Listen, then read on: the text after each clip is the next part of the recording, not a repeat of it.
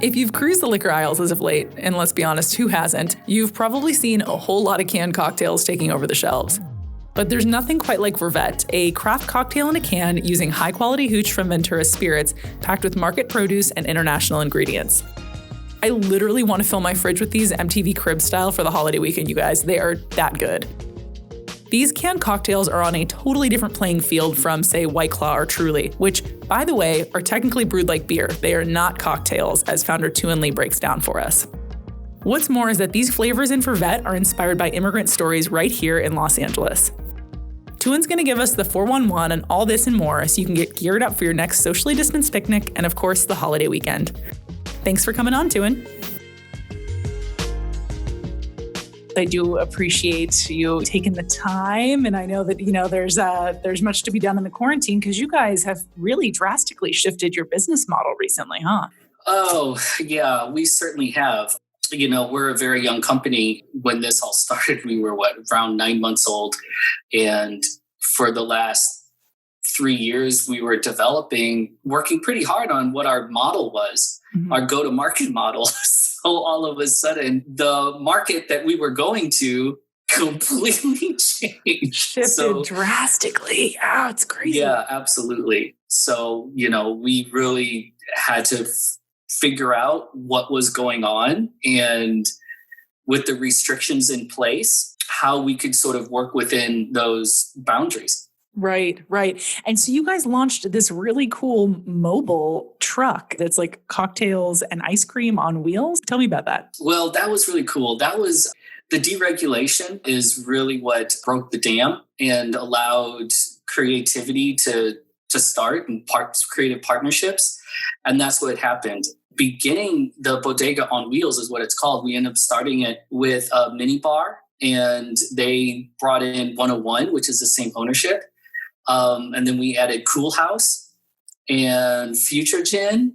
Nice. And we became Shopify experts. I call myself a master freshman. So if there's aren't we all? Oh my God, if you're a master freshman podcaster, it's like, oh my God. So Shopify was not, it's an e-commerce platform, not at all designed for food and beverage and the delivery and shipping of that. So we transcribed their platform and their tools that made sense for food and beverage delivery. And we used they have these incredible tools. Their mobile optimization is really cool. So once you went on the, LA Bodega on Wheels, it functioned like an app, the way you could add to carts. We were able to even add like a gratuity feature so that we could, just help as much as possible, and it really did well. We had charity partners. Every company was an LA locally based company, and each one had their own charity, that they wanted to help out.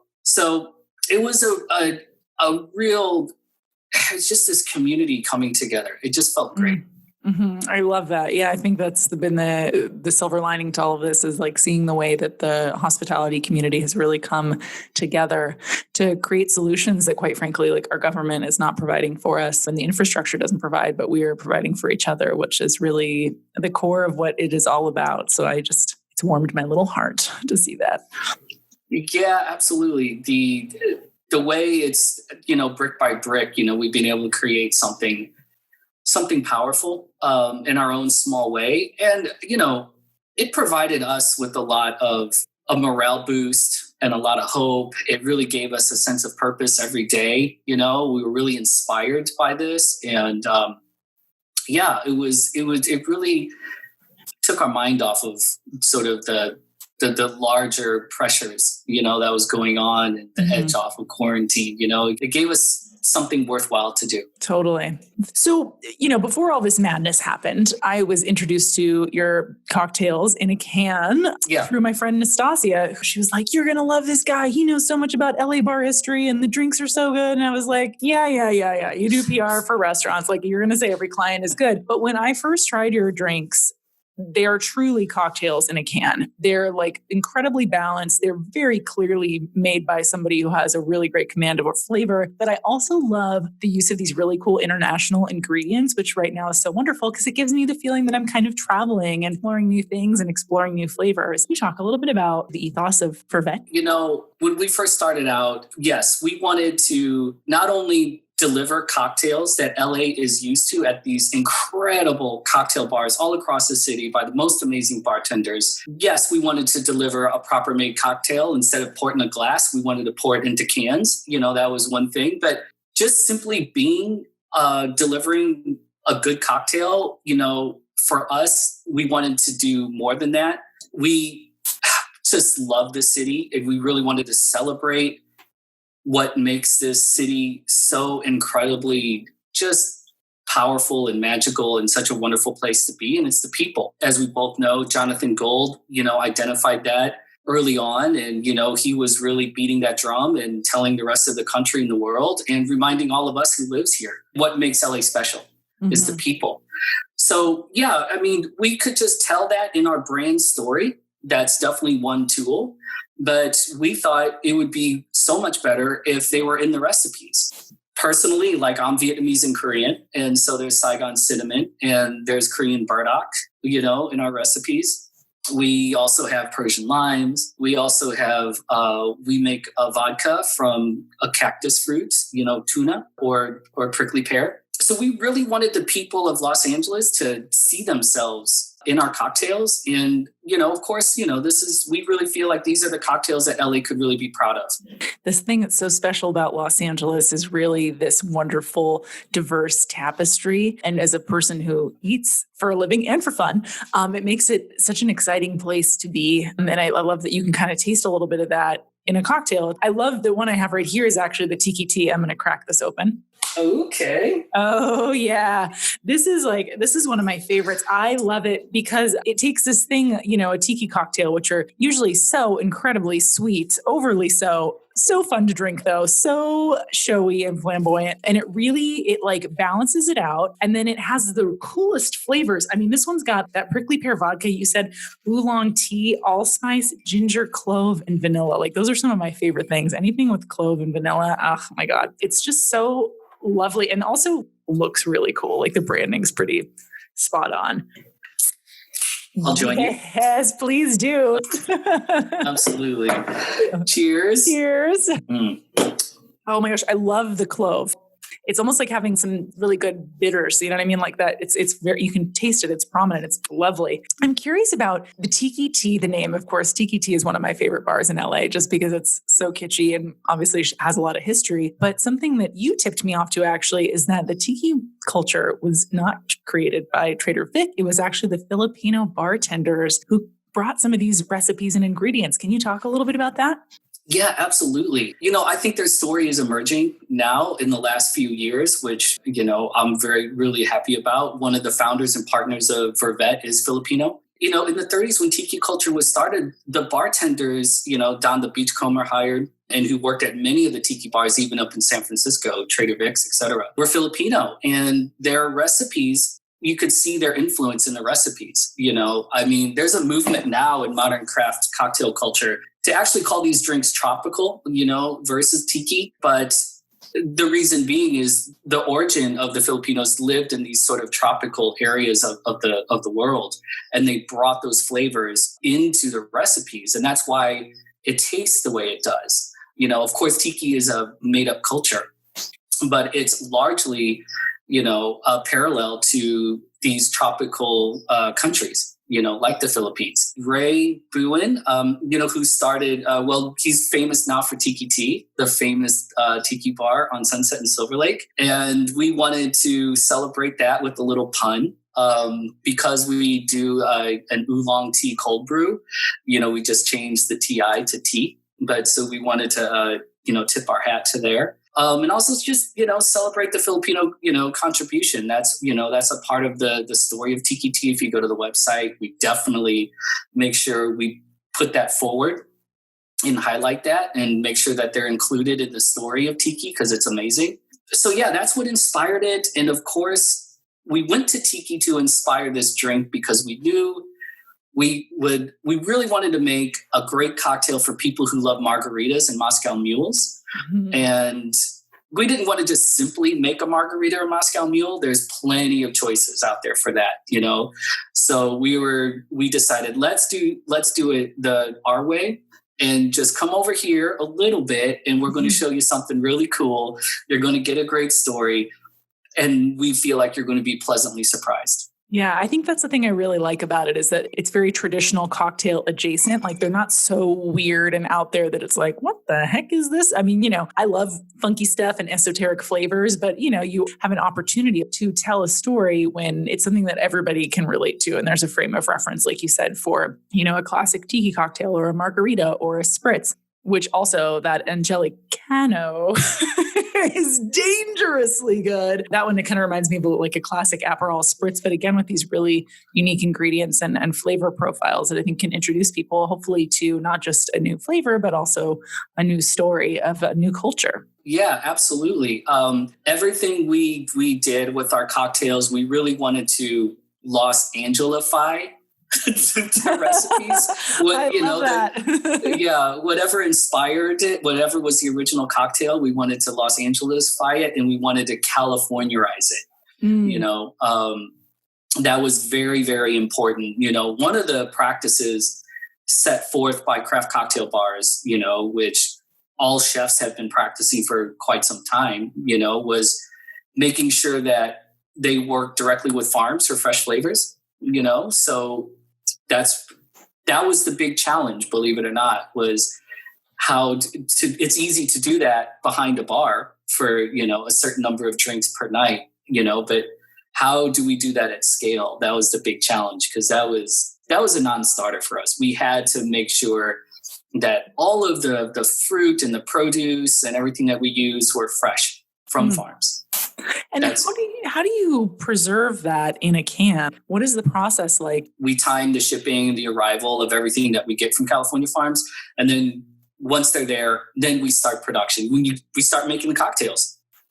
So yeah, it just puts a little bit of effort in the free front, in the early part of it. Well, pre-production. Yes. So exactly. Crucial part of everything. So all of this, the problem solving and the solutions, everything happens in pre-production, right? And so once we go live, we're just assembly, and if your pre-production went well, your live production, should go pretty much according to plan. There's always surprises. Always, unfortunately, yes, especially when it's one human like me right now. It's so funny. I'm like, oh my gosh, this is a comedy of errors. Like I'm doing the job of 5 people. But like you said, if you plan accordingly and have a game plan, things the day of are a lot easier. That's for sure. Your co-founder, she works at Rappahannock, right? Yeah, she is our underlying magic. Luckily, because she has the oversight, then she makes sure that we're using the best and the freshest ingredients. The final outcome of that recipe is only going to be as good as the constituent fresh ingredients, right? And the quality of those ingredients need to come together. But it starts there first. But she is a beverage director and general manager at Rappahannock. She's 10 years craft cocktail bartender. She's an educator as well. She definitely has a big part of her persona. She's an academic. She has a writing degree from Columbia, and she has a book published. She came out a few years ago. It was published by Unnamed Press, which is a really great indie publisher based here in Los Angeles. And it celebrates women in the booze business, and it tells their stories. So yeah, her contribution is just invaluable. Yeah. And right now it's so great too, because I think we're all craving that moment when we can be, sitting at a bar, interacting with our bartenders, getting a really great quality cocktail with all those ingredients. Again, I can make an old fashioned, but the way a bartender makes an old fashioned, it's just a different experience. But this kind of gives you that that nostalgia, somebody you can tell somebody took great care to make it. And I think part of it too is also, we were talking a little bit about Ventura Spirits. a lot of these canned cocktails that you get now that have become so popular. I mean, I don't want to relate it to White Claw, but the can is sort of similar. It's all malt liquor. And that's just such a broad term. And I was trying to explain it to someone recently and I was like, I think it's just like, it can be anything. Malt liquor can generally be like anything, right? And this is, you're using like really great vodkas. Can you talk a little bit about that? It's interesting you bring that up. Yeah, brands like White Claw, they can message to the public, consumer facing, almost like they're a cocktail. But they're actually how they generate their alcohol. It's brewed, so it's beer. It's clear beer, is basically what it is. And what? Mic drop. Yes. I had no idea. Yeah, absolutely. Huh. That's kind of interesting. That's why if you go to if you go to a retail store, they're in the beer section. And that's why a lot of businesses who just have a beer and wine license they're able to be sold there, and for that very reason. It's clear beer with natural flavors. So that's really what it is. Define natural flavors, though. I feel like that's something that also is like, what does that mean? Does anyone actually know? The FDA rules are such a bunch of trash. Yeah, if you go to the FDA.gov website and they have a published, definition of what is considered natural flavors, it's broad. And, it's a little frightening what they accept because there's a laboratory and a chemical process. So no matter, you get this beautiful agricultural material. It could be conventionally raised. It could be organic raised, but it goes to these labs and they basically have these lab processes that are mechanical and chemistry based, like with solvents, and they extract flavor. And these companies create these flavor libraries. So when you engage with them, when you're in the industry, it's called beverage formulation. So you would go to them and they would say, okay, well, we have 30 different lemons. We have 10 different rosemarys. God. I always say it's kind of like, it's like Pet Cemetery. So it's like all these beautiful, these fruits and vegetables, everything we grow on farms goes to them and then it comes back out and you're like, okay, that kind of smells like, this kind of smells like lemon or that smells like raspberry. And then it's like, that's not my cat. Something's different. Something's really scary about this. Frankenfoods, huh? I mean, it's sort of like I guess it'd be like the GMO version of a cocktail. I don't know. It's interesting, maybe even like perfume. I know that there's, there are certainly like the lab driven way to do things, but if you're really truly using essential oils and like, really formulating things naturally, it lasts a lot longer when it comes to perfume. Like the actual essential oils last longer on you rather than something that's been concocted by Dr. Snoid over there. That's really interesting, though. I didn't realize that White Claw was a beer that makes so much sense because you can really get it at anywhere that sells beer. What is the most interesting thing that you guys use in your cocktails? Is there any sort of interesting ingredient or application that you hadn't anticipated would be so complicated to deal with? That is a great question. Okay, yes, there is. And what I'm about to say sounds so simple, but it was this cocktail was definitely a problem child in development, but we stuck with it because we loved Hope's R&D cocktail so much that we were determined to figure this out. Tomato water. Oh. So that was very hard to figure out. We were definitely determined to figure it out. And, luckily Ventura Spirits, they saw this cocktail. They loved it. And they were equally determined as partners to help figure this out as well. That's great. Because I feel like if you went with like a big, I don't want to name any names, but a very large corporate distiller, they would have been like, nope, not possible. Can't do it. Moving on. Like, get over it. You're not making a canned Bloody Mary. Like, there's always a way though. It sometimes might not be cheap, right? I mean, but I think the result is amazing. This Hail Mary that they're referring to, by the way, you guys, is outrageous. It has that flavor of like, when I love having, when I'm growing my tomatoes along the way, I'll sometimes like snag a little cherry tomato off the vine just to kind of see where the sugars are developing, and just kind of, you can't wait. You know what I mean? When you're growing your own fruit, you're like, I just want to taste my tomatoes. And that green tomato, that juice is like so fresh, and you can taste all of the potential. It's so clean. It's so crisp. It's not yet like muddied by a ton of sugars, or like a really good green gazpacho. Yeah. I think this is probably made with red tomatoes, but it just has that like really fresh tomato taste to it, that tomato juice. You know, when it's a full blown tomato juice, it's almost like having tomato soup sometimes when you've got yourself a Bloody Mary, but this is really very unique. We love tomato cocktails, micheladas and Bloody Marys. They're wonderful, but it's interesting. That cocktail is older. It predates the modern craft cocktail movement. So it's kind of a primitive construction. If you look at the Bloody Mary, it's just the whole tomato was thrown in there, juice, pulp, everything, So from a craft cocktail perspective, and what Hope was saying is like, a really great way to build the exact same profile, but have it be a better drinking experience is just clarify the juice. Just collect the juice of the tomato, just like you would with any other fruit that you use in cocktails. You use lime juice. You don't necessarily use the pulp. Right. So if you're like me, you're making limoncello with that peel. Ooh, it's so good. Oh, the peels. Yeah, peels are incredible. Behind a craft cocktail bar, you can clarify tomato juice after you squeeze it through simple like coffee filters. If you want, there is tools like a centrifuge that you can use. There's also fining agents that sort of grabs the solids and pulls them down. You can kind of combine these as well.